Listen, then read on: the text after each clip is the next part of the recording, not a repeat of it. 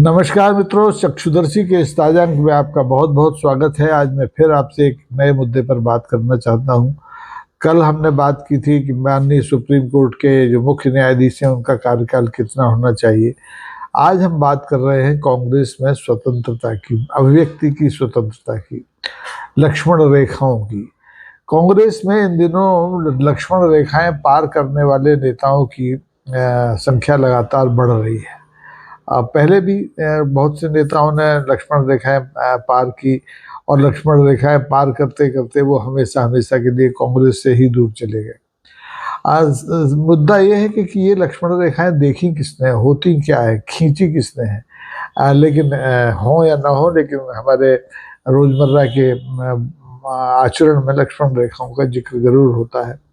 पिछले दिनों पूर्व केंद्रीय मंत्री शशि थरूर साहब इन लक्ष्मण रेखाओं को पार करने के मामले में लगातार निशाने पर है। कांग्रेस के भीतर, कांग्रेस के बाहर लोग शशि थरूर साहब को लक्ष्मण रेखाएं पार करने का आरोपी मान रहे हैं। वजह यह है कि उन्होंने पिछले दिनों ऑपरेशन सिंदूर को लेकर के देश के प्रधानमंत्री नरेंद्र मोदी की तारीफ की, ऑपरेशन सिंदूर की तारीफ की, और थरूर साहब बीच बीच में मोदी जी के कई निर्णयों की तारीफ करते रहते हैं। तो कांग्रेस में इस तरह की कोई बंदिश वैसे तो घोषित तौर पर नहीं है, लेकिन कुछ पार्टी की रीति नीति होती है, उसके हिसाब से लोग परहेज करते हैं। लेकिन जो पुराना जमाना था, उस जमाने में इस तरह की सराहना, इस तरह की आलोचना बहुत सामान्य बात थी। आज के दिनों में ये थोड़ा सा कठिन काम है। तो शशि थरूर साहब जब भी मोदी जी के किसी निर्णय का स्वागत करते हैं या पार्टी लाइन से हट के कुछ बोलते हैं तो कांग्रेस में खलबली मच जाती है और ये कहा जाता है कि थरूर साहब लक्ष्मण रेखाएं तोड़ रहे हैं, अब उनके बारे में फैसला हो जाना चाहिए। जबकि शशि थरूर साहब ने जब इस तरह की बातें उठी तो बार बार कहा है कि उन्होंने जो कुछ कहा है वो एक कांग्रेसी के नाते नहीं, एक भारतीय के नाते कहा है। और एक भारतीय के नाते व्यक्ति अपने मन की बात कर सकता है। ये अधिकार केवल प्रधानमंत्री जी का नहीं है कि वो अपने मन की बात करे, कोई भी अपने मन की बात कर सकता है। तो थरूर साहब की इस लक्ष्मण रेखा पार करने की जो श्रृंखला है, इसमें अब एक नया नाम जुड़ गया है, पूर्व केंद्रीय मंत्री पी चिदम्बरम साहब का। पी चिदम्बरम साहब बहुत वरिष्ठ नेता हैं कांग्रेस के। तमिलनाडु की राजनीति में भी वो लंबे अरसे तक सक्रिय रहे, बाद में केंद्र की राजनीति में सक्रिय रहे और कांग्रेस पार्टी ने उन्हें लगातार तवज्जो दी। और तवज्जो ही नहीं दी बल्कि वो कांग्रेस पार्टी का एक तरह से थिंक टैंक माने जाते रहे। तो हाल के दिनों में अभी एक पुस्तक के विमोचन समारोह में पी चिदम्बरम साहब थे, तो उन्होंने दो बातें कही। एक तो गठबंधन जो चल रहा है देश में, दो तरह के गठबंधन है, एक सत्तारूढ़ दल के साथ है, एक विपक्ष के साथ है।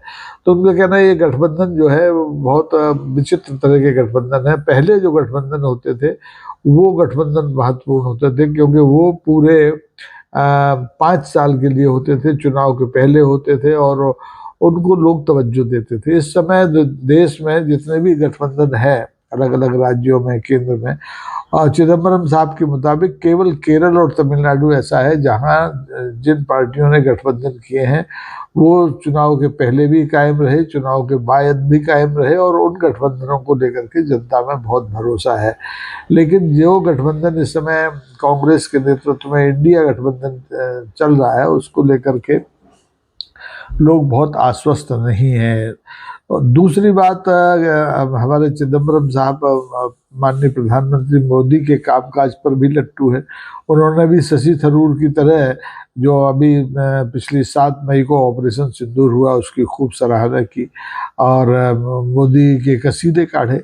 तो अब मुश्किल ये है कि हमारे यहाँ दिल इतने छोटे हैं कि कोई भी अगर प्रधानमंत्री की आलोचना कर दे तो वो देशद्रोही हो जाता है, और अगर उनकी सराहना कर दे तो उसको भाजपा का क्या कहते चाहिए एजेंट मान लिया जाता है या स्लीपर सेल मान लिया जाता है। कांग्रेस में इस तरह की उदारता का भाव बहुत बरसों तक रहा है, लेकिन हाल के दिनों में इसमें थोड़ी कमी आई है। और आपने देखा होगा कि कांग्रेस में राहुल गांधी के मुख्य उसमें धारा में आने के बाद, उनके नेतृत्व में कांग्रेस के आगे बढ़ने के बाद कई तरह के लोग थे जिन्होंने लक्ष्मण रेखाएं तोड़ी, लक्ष्मण रेखाओं को पार किया। और पहले एक आपको मालूम है एक ग्रुप बना था 22-23 लोगों का, उस समूह ने राहुल गांधी के नेतृत्व को एक तरह से चुनौती दी, लक्ष्मण रेखाएं तोड़ी और लक्ष्मण रेखाएं तोड़ते तोड़ते खुद कांग्रेस से टूट के अलग हो गए। एक आपको याद हो हमारे इस आज़ाद साहब हुआ करते थे जो जम्मू कश्मीर में आजकल है क्षेत्रीय पार्टी बनाए हुए हैं। आज़ाद साहब कांग्रेस के ऐसे नेता थे जो बिना चुनाव लड़े पूरी जिंदगी कांग्रेस में रहे और केंद्रीय मंत्रिमंडल में रहे, तमाम सांगठनिक पदों पर रहे। अंततः उन्होंने भी कांग्रेस छोड़ दी। तो कांग्रेस छोड़ने वाले अधिकांश लोग या कांग्रेस की अघोषित लक्ष्मण रेखाएं तोड़ने वाले अधिकांश लोग वो हैं जो आज के नेतृत्व के साथ तालमेल नहीं बिठा पा रहे हैं। यानी ये पीढ़ी का अंतराल है। चिदम्बरम साहब हों, शशि थरूर साहब हों, ये राहुल गांधी के साथ कदम ताल करने की स्थिति में नहीं है। और स्वाभाविक भी है, उम्र का भी तकाजा है, पीढ़ियों का भी अंतर है, ऊर्जा के स्तर का भी अंतर है, सोच का भी अंतर है। राहुल गांधी जिस तरह से सोचते हैं उस तरीके से शायद शशि थरूर साहब नहीं सोच सकते, या शशि थरूर जिस तरह से सोचते हैं उस तरीके से राहुल गांधी नहीं सोच सकते। यही बात पी चिदम्बरम साहब के साथ है। पी चिदम्बरम साहब ने राहुल गांधी के साथ काम किया, राहुल गांधी के पिता के साथ काम किया, उनकी दादी के साथ काम किया, उनका लंबा अनुभव है, लेकिन वो राहुल गांधी की तरह नहीं सोच सकते। आज कांग्रेस के सामने जो चुनौतियां हैं उनको निराकरण का जो तरीका हो सकता है वो राहुल गांधी का अलग है और चिदम्बरम साहब का शायद अलग होगा। इन दोनों स्थिति है कि अब कुछ उम्र का तकाजा है, कुछ हालात है कि चिदम्बरम साहब कांग्रेस में हाशिए पर है, उन्हें कोई बहुत ज़्यादा महत्वपूर्ण जिम्मेदारी दी नहीं गई है और दी भी नहीं जा सकती, उम्र उनकी इतनी हो गई है। अब वो विचारक के तौर पर कांग्रेस की मदद कर सकते हैं, लेकिन इस समय स्थिति है कि वो फ्री थिंकर हो रहे हैं, वो कांग्रेस के समर्पित नेता या कार्यकर्ता की हैसियत से बात नहीं कर रहे हैं, बल्कि एक आम भारतीय की तरह बात कर रहे हैं। और इसमें मैं कोई बुराई नहीं मानता, अगर वो माननीय मोदी जी की प्रशंसा करें तो उसमें कोई बुरी बात नहीं है मानने की। और थरूर साहब के साथ भी यही बात लागू होती है। लेकिन हर पार्टी के अपने नियम होते हैं, अपनी परिधियां होती हैं जिनके भीतर रह करके काम करना पड़ता है। दुर्भाग्य से चिदम्बरम हो, मोदी और चाहे थरूर साहब हो, ये इन परिधियों में रह करके अब काम करने में या तो असुविधा महसूस कर रहे हैं या काम करना नहीं चाहते हैं।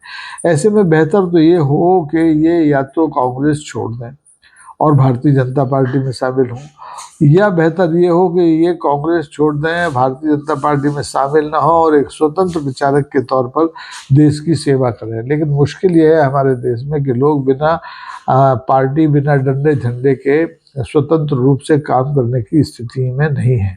बहुत से नाम है जिन आपने देखा कांग्रेस को छोड़कर कितने लोग गए और वो आज कहाँ हैं। उनमें से चंद लोग हैं जो सत्ता के गलियारे में इधर उधर खड़े दिखाई देते हैं। कोई विभीषण बन के गया, कोई किसी दूसरे रूप में जयचंद बन के गया कांग्रेस छोड़ करके भारतीय जनता पार्टी में। तो लेकिन इससे कांग्रेस पर बहुत ज़्यादा फर्क मुझे लगता है नहीं पड़ा। कांग्रेस का संगठन दूसरे ढंग से काम करता है, उसकी तुलना ना भारतीय जनता पार्टी के संगठन से की जा सकती है और ना भारतीय जनता पार्टी के मात्र संगठन आरएसएस के संगठन से की जा सकती है। ये अलग तरह के संगठन हैं, इनके यहाँ प्रशिक्षण दूसरी तरह का है, कामकाज करने का दूसरी तरह का वातावरण है, बातचीत का वातावरण अलग है। कांग्रेस में दूसरी तरह का वातावरण है। कांग्रेस में भी दुर्भाग्य से आप देखिए कि प्रशिक्षण, कार्यकर्ताओं को प्रशिक्षण का मॉड्यूल भी तय नहीं हो पाया है। बावजूद इसके कांग्रेस आगे चल रही है, लड़ रही है, चुनाव लड़ रही है, जीत रही है, हार रही है, उससे उसके वजूद पर कोई बहुत अंतर नहीं पड़ा। पिछले 11 साल में भारतीय जनता पार्टी और आरएसएस सारा दमखम लगाकर भी देश को कांग्रेस विहीन नहीं बना पाए, और इसी तरह कांग्रेस जो है सारा दमखम लगाकर भी भारतीय जनता पार्टी को सत्ता से बाहर नहीं फेंक पाई। हालांकि पिछले आम चुनाव में कांग्रेस और कांग्रेस के नेतृत्व में जो विपक्ष था उस सब ने मिलकर के भारतीय जनता पार्टी के 400 पार के नारे को विफल किया और भारतीय जनता पार्टी को इस स्थिति में ला दिया कि उसे टीडीपी और जेडीयू की बैसाखियों का इस्तेमाल करना पड़ा। तो सत्ता में बैसाखियां लगा करके बहुत से लोग चले हैं, मोदी जी अकेले नहीं हैं। हालांकि बेहतर ये होता कि मोदी जी बैसाखियां लगाकर सरकार चलाने के बजाय सरकार से दूर हो जाते, लेकिन सत्ता का सुख कोई छोड़ना नहीं चाहता। भारत में राजनीति क्रिकेट का खेल नहीं है। क्रिकेट के खेल में तो जो खिलाड़ी होता है एक निश्चित उम्र और निश्चित उपलब्धियों के बाद संन्यास ले लेता है, लेकिन भारत की राजनीति में लोग संन्यास के बारे में सोचते ही नहीं है। वो तो अंतिम सांस तक सत्ता में रह करके देश की सेवा करना चाहते हैं, क्योंकि देश की सेवा के लिए उन्हें सत्ता बहुत जरूरी लगती है। अब कांग्रेस में तो एक जमाने में आपको याद हो कामराज योजना लागू हुई थी और 60 के पार के तमाम लोग सत्ता से दूर हो गए थे, लेकिन भारतीय जनता पार्टी हो या कम्युनिस्ट पार्टी हो, इनमें इस तरह की कोई कामराज योजना होती नहीं है। अगर होती तो बात और होती। इस समय तो आप देखिए ना, देश के प्रधानमंत्री जी ही 75 साल के हो गए हैं कायदे से। जब देश का जो सुप्रीम कोर्ट का मुख्य न्यायाधीश 60 साल की उम्र में रिटायर हो जाता है, और दूसरे सरकारी सेवक लोक सेवक जो हैं, आईएएस हो, आईएपीएस हो, आईएफएस हो, आईआरएस हो, ये सब 60 साल की उम्र में रिटायर हो जाते हैं। तो राजनेताओं को भी 60 साल की उम्र पार करते ही सक्रिय राजनीति से निवृत्त होकर के समाज सेवा के दूसरे स्रोत हैं, दूसरे मार्ग हैं, वो स्वीकार करना चाहिए, लेकिन ऐसा होता नहीं है। और ये पी चिदम्बरम साहब के मामले में भी लागू होता है, ये शशि थरूर के मामले में भी लागू होता है। ये आप जो पुराने हमारे यशवंत सिन्हा साहब कभी वित्त मंत्री होते हैं उन पर भी लागू होता है, शत्रुघ्न सिन्हा पर भी लागू होता है। तो ये उन सब लोगों पर लागू होता है जो कि राजनीति से संन्यास नहीं लेना चाहते। ये बहुत सही समय है थरूर साहब के लिए भी और चिदम्बरम साहब के लिए भी कि या तो वो अपनी पार्टी को मजबूत करने के लिए प्राणपण से जुटें, और या फिर कांग्रेस से मुक्त होकर के, राजनीति से मुक्त होकर के देश की सेवा करें। उनके पास अनुभवों का खजाना है। अब वो अच्छे वक्ता हैं, अच्छे विचारक हैं, अच्छे लेखक हैं। देश को उन्हें देश को उनकी ज़रूरत है सेवाओं की, लेकिन ये शर्त कि वो सत्ता के साथ रहकर ही सेवा कर सकते हैं, ये कुछ गले नहीं उतरती है। भारतीय जनता पार्टी के तो दरवाजे कांग्रेसियों के लिए शुरू से खुले हुए हैं। इस समय जो भारतीय जनता पार्टी है उसमें मुझे लगता है कि आधी तो कांग्रेस समाहित हो चुकी है। अलग अलग राज्यों में कांग्रेस के लोग फुट कर गए हैं, थोक में गए हैं भारतीय जनता पार्टी में, और भारतीय जनता पार्टी ने उन्हें आत्मसात करने की कोशिश की है। भले ही भारतीय जनता पार्टी के कार्यकर्ता उन्हें आत्मसात आज भी नहीं कर पाए हो। खासतौर पर मुझे मध्य प्रदेश का संदर्भ याद आता है कि मध्य प्रदेश में 2020 में ज्योतिरादित्य सिंधिया के नेतृत्व में कांग्रेस टूटी थी, और 20-22 विधायक जो थे कांग्रेस के भारतीय जनता पार्टी में शामिल हुए थे।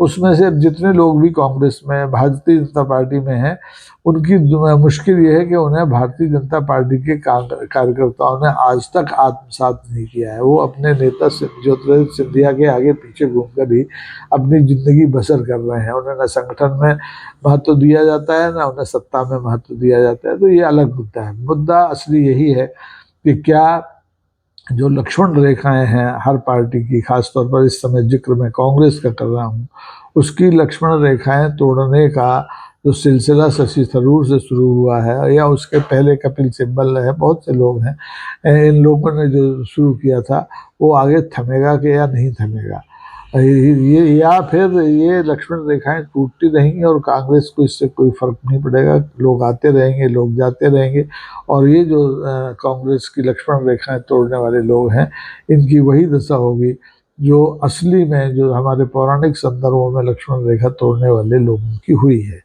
तो मैं इस मुद्दे पर आपके सामने ये प्रश्न रख कर जाता हूँ कि क्या कुछ लक्ष्मण रेखाएं होती हैं, क्या लक्ष्मण रेखाएं होनी चाहिए, क्या इन्हें तोड़ा जाना चाहिए, क्या इन्हें नहीं तोड़ा जाना चाहिए, क्या इनके तोड़ने पर किसी को दंड देना चाहिए, क्या इनके तोड़ने पर किसी को सम्मानित किया जाना चाहिए, क्योंकि लक्ष्मण रेखाएं तो लक्ष्मण रेखाएं हैं, और ये ऐसी नहीं है कि इन्हें तोड़ा ना जा सके। रावण ने भी तोड़ा था, शशि थरूर ने भी तोड़ा है, चिदम्बरम साहब भी तोड़ रहे हैं, कल को कोई और भी तोड़ सकता है। तो ये लक्ष्मण रेखाएं टूटती रहेंगी, बनती रहेंगी, लेकिन देश की राजनीति अपने ढंग से चलती रहेगी। आज के लिए बस इतना ही। आपको ये एपिसोड कैसा लगा आज ज़रूर बताइए, लाइक करके बता सकते हैं, शेयर करके बता सकते हैं, और हमारे इस चैनल को सब्सक्राइब करके बता सकते हैं। अभी तो निःशुल्क है, कोई शुल्क है नहीं। अगर आप लोग कुछ मदद करना भी चाहें तो उसके बारे में अलग से बात की जा सकती है। बहुत बहुत धन्यवाद। नमस्कार। जय हिंद।